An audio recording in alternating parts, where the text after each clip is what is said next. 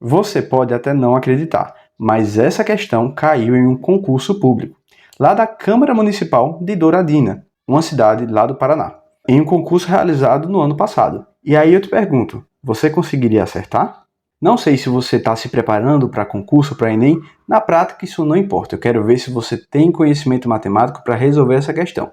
Então, deixa a resposta aí nos comentários, mas se você não sabe, vem comigo que eu vou te explicar como resolver isso aqui.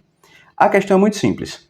O número, e aí nós temos essa expressão, é primo, par, ímpar ou negativo.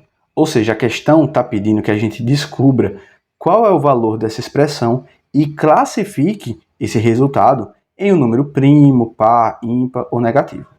Ou seja, a gente vai ter que responder essa questão daqui. E bem, para facilitar isso aqui, de cara eu já vou te mostrar uma propriedade das raízes. A gente tem uma raiz cúbica, beleza? E dentro dessa raiz tem uma expressão, 2 à sexta vezes 5 a 9.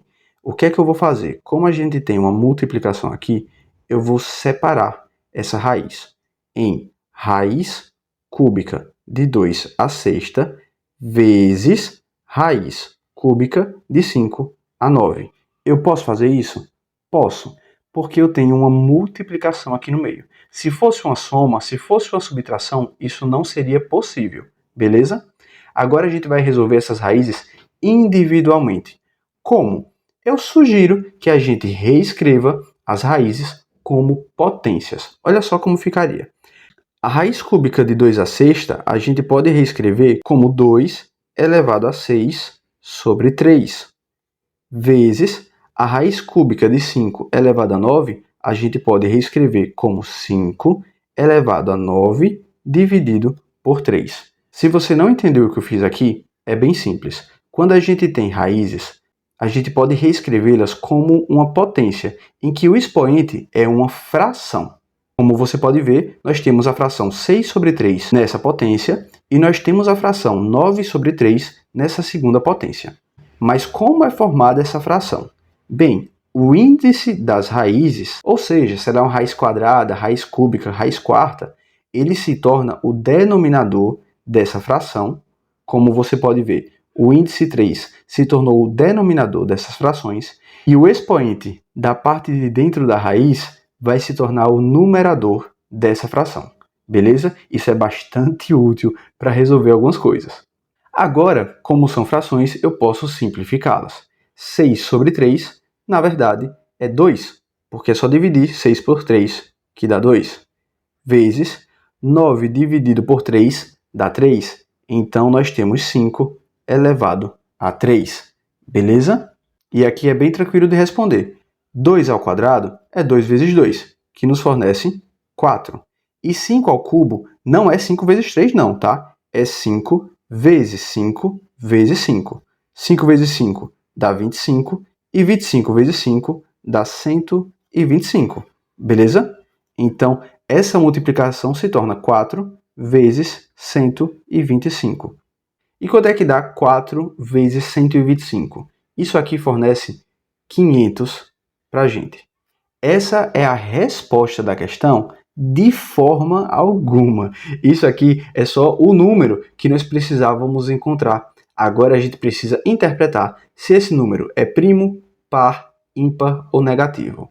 Vamos começar. Negativo, ele não tem como ser, porque ele precisaria estar com um sinal de menos aqui do lado, e ele não tem.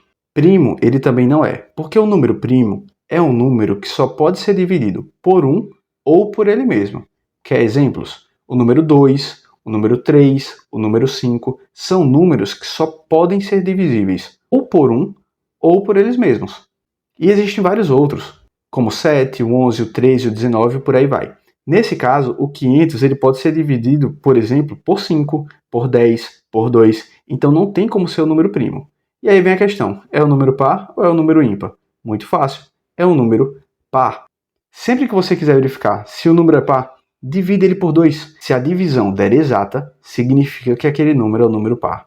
500 dividido por 2 dá 250. É um número par. Veja, esse tipo de questão é muito fácil que numa prova você acabe pulando por achar trabalhoso. Mas você percebeu que é muito rápido de resolver isso?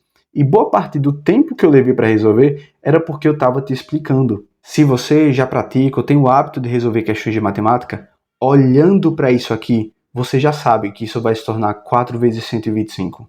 Então você consegue chegar numa resposta muito rapidamente. Aqui no canal eu estou trazendo algumas questões de concurso público e também de raciocínio, seja do raciocínio lógico formal que cai nas provas de concurso ou de raciocínio lógico que vai fazer você quebrar um pouco a cabeça. Então, lembre de se inscrever aqui e voltar para ver outros vídeos. Dia sim, dia não, eu trago uma questão nova de matemática ou raciocínio lógico para você. Obrigado por ter ficado comigo até aqui e eu te vejo no próximo. Até mais!